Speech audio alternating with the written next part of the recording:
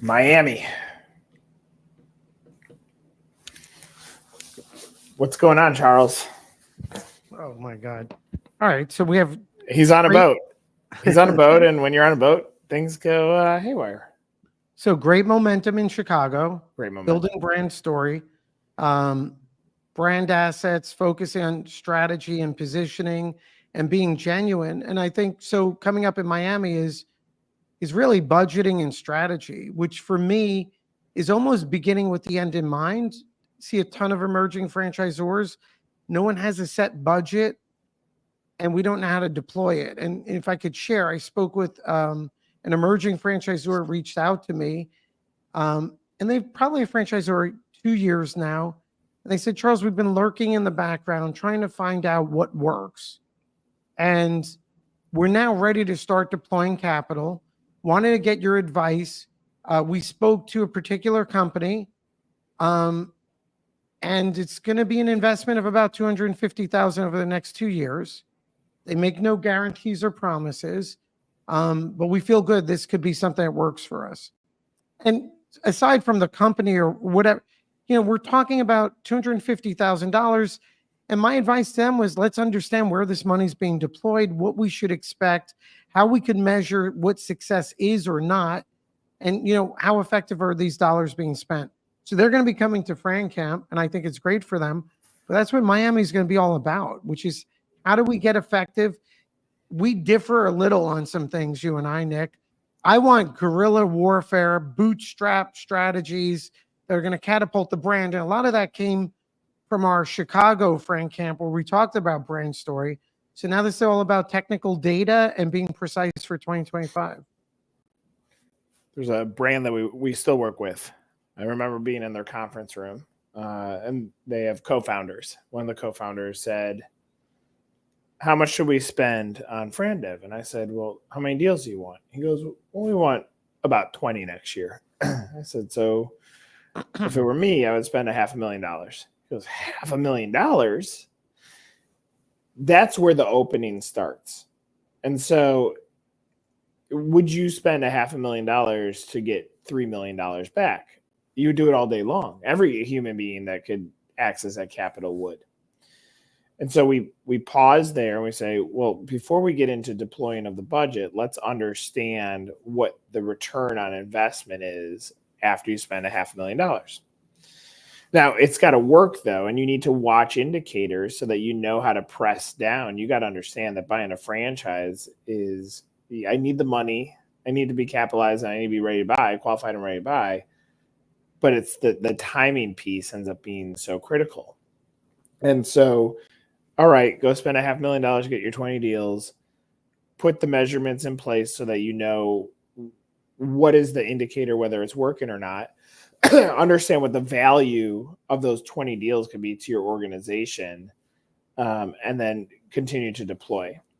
And so after we get through, now we've understand what the value of the deal is. Now we can go backwards and say, well, how are we going to find the candidates? And so I think about our own company, like the reality is we want to get in front of franchisors that are looking for marketing services. That's the bulk of what our company does.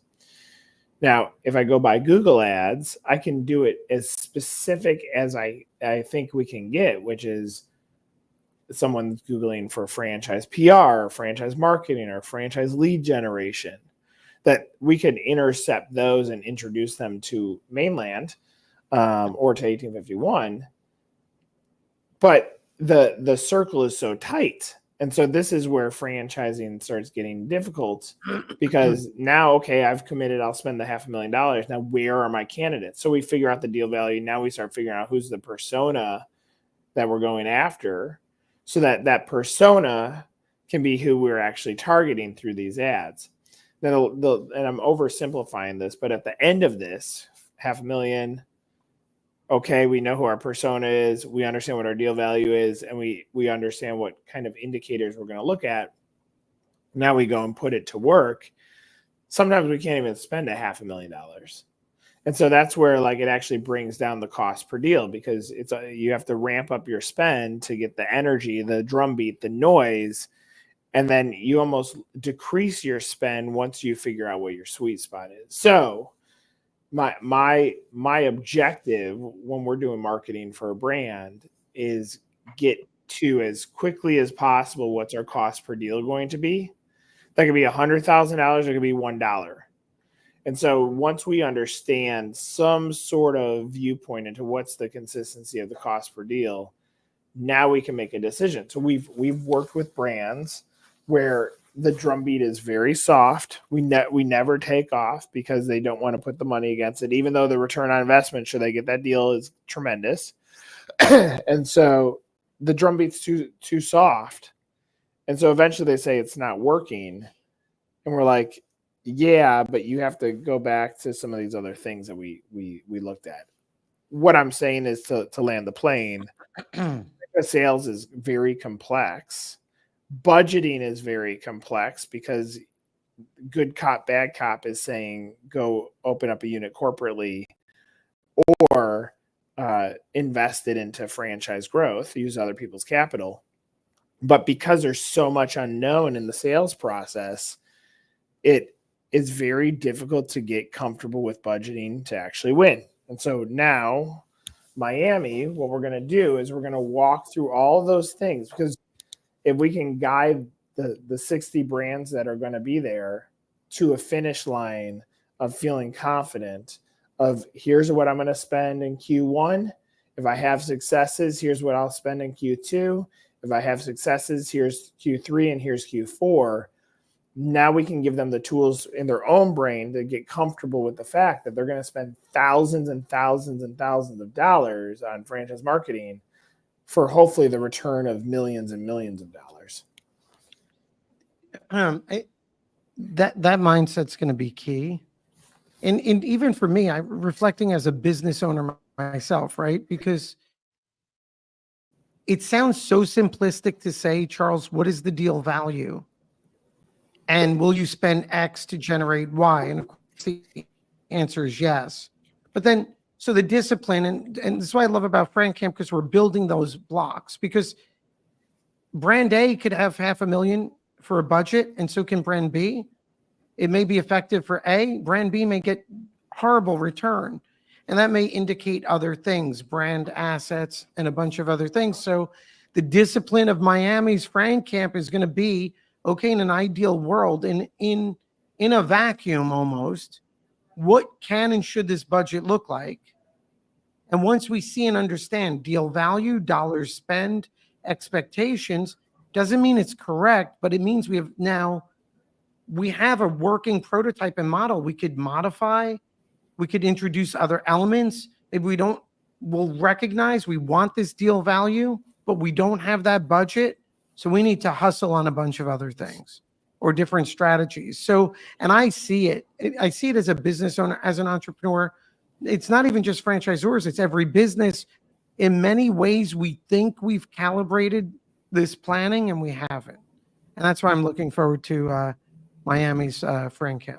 Before we put the workbook up, logistically, just so that if anybody's watching this live or watching this recorded, registration closes on Sunday. So Sunday's the last day to register for this. We got to get into the pre-workshop stuff to get everybody prepped up. This is unlike any conference. Most conferences, you show up, you pick a few speakers, and you walk away. This, we're doing pre-work for the conference so that when we show up and we're ready to work, we're going to hustle through these sessions so that we can give the deliverables, so that when we're looking at what winning is, we have something to point towards. So that's one logistical thing, is this registration closes on Sunday if you're watching this. But if you're watching this in the future, you can go to 1851francamp.com and you'll see we're doing this again next year. Now you're going to have to wait for the budgeting component, but we will do this again next year. And if you look through what next year is going to look like, we have Dallas, Red Bank, Chicago, and Miami for 2025. And each of those will be a leg of the stool on how you actually build out an effective plan for where you're going to go to. Last thing, just when Charles is talking about budgets, it hit my brain. I don't think the only form of currency is not cash. I think it's grit, it's hustle, it's marketing, it's your four walls, it's your validators. So there's other things that we'll tap into that is not just cash based, which for an emerging brand that is a little bit tighter on their capital, this gives you another tool to get to your finish line. Yeah, and check it out.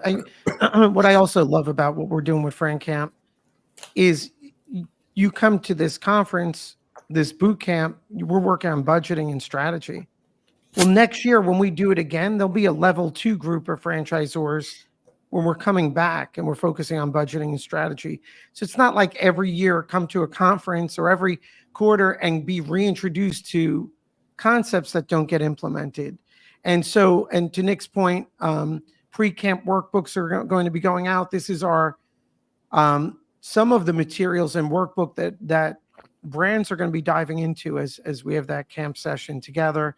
And really just at the, at the macro level, deal value, building a productive budget, transformation, and then covering our bases on website. Nick, if you just want to give an overview, those 4, foundational elements, what is going to be the approach?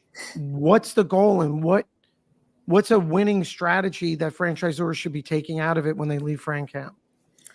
Winning strategy is a mindset of comfort when it comes to spending next year. That's one. Level 2 is how much do you want to spend and where do you want to deploy it? And then relying on your peers at camp to say what has worked for you in franchise sales. For instance, we spent for Growth Club, which is our fractional franchise sales and brokerage side of our business. We spent to exhibit at an expo, the New York Franchise Expo last year.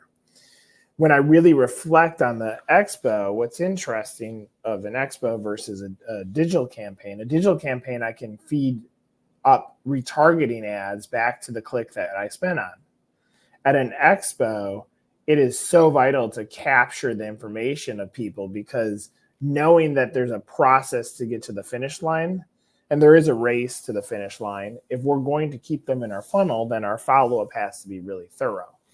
So I use that as an example for us. So if we're like, okay, should we do an expo next year? We're going to have a point of view based on how we've spent money on our own, so that a franchisor can walk away from this. These are the micro conversations that once we're comfortable with spending, now we're going to align it to what our perception is of what is working. And now we'll have our indicators to know when is it time to shift. And you can see that through all these: value of the deal, building a productive budget based on what you want to do, and the transformation. And transformation is a continuation. It's not a single moment. Right. And as we're evaluating these budgets and the conversations, it's really going to come down to what are those deployable assets that you have now. And it may be, as you genuinely evaluate the budget, it may mean, we're at a pre-spending stage and have to cover more bases, or identify better opportunities, assets and strengths that we have that we could start amplifying. I mean, it was like a month or so ago, the Chicago FranCamp event, I've had 4 emails, franchisors that made substantial changes in that short period. I'm looking forward to, so deal value, I think, is all about mindset, right? Because I think you're right on target with this. Once you understand and see that deal value, understand what it's like 5 years from now, sitting with private equity, going through valuation models, understanding the value of each deal, understanding the value of your royalties, well, then it changes your whole mindset, right? It's not, you go beyond the immediate task of a franchise sale from a broker or a media piece. What's my franchise fee and onboarding, to that holistic viewpoint of that deal value. And then from there, building the budget. My favorite part becomes the transformation, which you talk about drumbeat a lot, and then content, counter content, drip campaigns, CRM systems. And what we're going to find too on the transformation part, no matter how good we understand our deal and our budgeting and our attraction, we just may have a leaky bucket where 2 takeaways or 2 points from this next event can turn into 5 more deals, right? So I think it's the right strategy. And then, of course, holistically looking at everything in terms of website. So, but I mean, to go through, I mean, guys, when you come, I was talking to someone and they said, what was the negative? I said, I think we overwhelmed.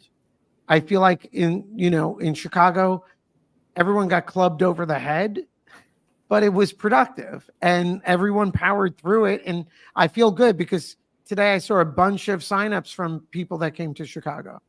And that made me feel good because I was a little worried it was too intense, the sessions. It's intense. And really the reason we have a guidebook, I have Chicago's always with me with my notes in it. It's because this ends up being a written tour guide beyond the event. Like I keep going back to this, as simple as pulling it all together. Why you, why now? What's our purpose? That's from Chicago. And each of our FranCamps comes with this. This is building your story. This is building your budget. Next is going to be really studying your indicators on backcasting and understanding like how can you look at moments of the past and use it as lessons learned for the future. Your first 10 franchisees, what did you like, what didn't you like, and how do we use that as guidelines for the future? So what happens out of this is there's a set of workbooks, and then when we hit next year, those that have been in Chicago or Miami, you'll be at level 2 on budgeting and story, so that we're building upon it and we're starting to fine tune. Because if you could look back at your franchise development website, if you're more of an established franchise, or look back at what it looked like 5 years ago, you'd probably be like, man, I've come a long way. This is also going to give you the pathway to coming a long way on any of these topics. Well, and so just looking at the workbook, and this is just one page, but I'm looking forward to a discussion as we go through this on where there are inefficiencies and how to reduce that inefficient spending. The person I spoke with, $250,000 budget, my internal evaluation was probably half of it was going to be inefficient. Mm-hmm. Right. And so I think another big takeaway that we're going to be discovering or uncovering together through the FranCamp boot camps is really the change in the marketplace in terms of paid marketing, search, organic. Everything is shifting right now from AI search through the impact of social and brand. So I think we're going to be finding those efficiencies. And certainly if we keep applying yesterday's mindset and strategies, they're going to be inefficient. They're crowded. Cost per lead is skyrocketing.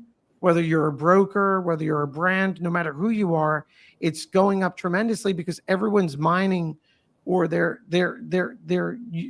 traversing the same terrain in terms of the marketing. So I'm looking forward to but what I like about how Miami is structured, it's going to foster all of these conversations, which starts with deal valuation, which at the franchisor level and entrepreneur level, it's beginning with the end in mind, right? So I think that's going to be powerful. Well, let me be clear. For what the cost of FranCamp is, there's no way you could get this anywhere near this in a consultancy, let alone peer building, let alone networking. All of our suppliers that came walk away with really warm follow-up leads that they can close business from. There's nothing like this.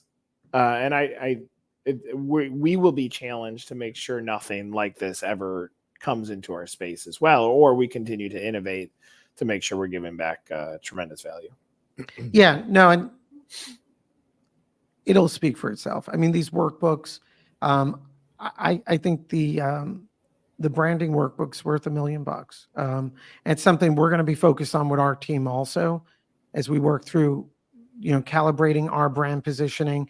Nick, as we work together on FranCamp, I mean, quite frankly, as we build up the FranCamp community and these conferences, I do hear, we need to better define the clarity and value of what we're doing and the value to franchisors and the transformation and even the suppliers. So I think from Miami's going to be great. Some of us will be playing golf also before the camp. So structure will be there'll be a cocktail hour the night before it starts. The day before, if you'd like, there's going to be some golf, and then the day of is one intensive session with the workbook, going together and diving in a very disciplined way. And then day 2 is more of a collaboration. I mean, the whole thing is a collaboration, but day 2 is a full team collaboration. So I mean, all these slides look tremendous. they do look good, right? So and that's the key though. Shout out to Melissa. I'm gonna Yeah. leave her last name off of this so that nobody goes and recruits her because she's that good. But good stuff. It's great. And look, this guys also, as you become a part of the community, these are going to be cornerstone items, right? So we're going to keep implementing, keep pushing on these points together, accountability. And I know over time, 1, 2, 3, 4 years, it's going to create some elite brands and take them to the next level. And we're all going to experience lift from this. So I'm looking forward to FranCamp. Nick, anything else for anyone out there in terms of what we're going to be doing? And I mean, is there any reason why they shouldn't be coming to FranCamp in December? No, and we did it in Miami. So let's just, even if you got no value out of the conference, there's value in going to Miami. You don't even have to go to the conference. Just come and register and use it as an excuse. No, I mean, like the term that I would use on all this stuff is work in progress.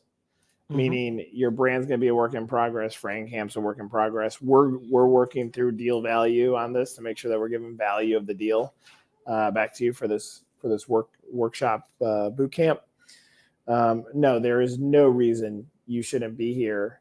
And if you miss this, get on the boat quickly for 2025. Sign up for all 4. For what the cost is, you can't get this type of consulting from anyone. Even the bad ones can't give you this level of consulting. So no, sign up. Don't be foolish. Don't go through 2025 and have regrets later on, or else we're gonna say, "Told you so. You should have been here." What I'm happy about is I already can see like the relationships building between clients and everyone that came to the last conference. So, and they're all coming back. So it's great. See you in FranCamp. Again, if you've watched this live, November 3rd is the cutoff. If you're watching this recorded, you can still go register for our new ones. And this gives you a sense of it. Watch our videos. You'll see why. We are here to help. So right, and we have Miami, then Texas, New Jersey. So it's good. And then Chicago and Miami. That's how we roll. We are franchise adventurers. I always close these things with some weird statement. But there it is. Come join our adventure. See you later.